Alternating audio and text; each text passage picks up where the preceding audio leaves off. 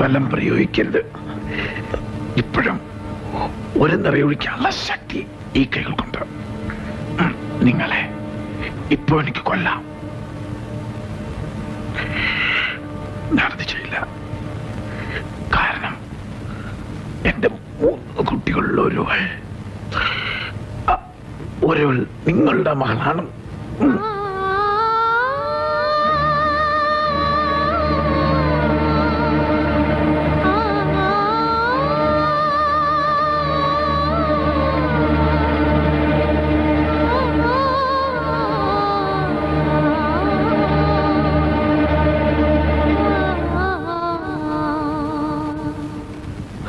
മരിച്ചെന്ന് കരുതി മോർച്ചറിയിൽ തള്ളിയ നിങ്ങളുടെ മകളെ ജീവശ്വാസം കൊടുത്ത് ഈശ്വരൻ എനിക്ക് തന്നു.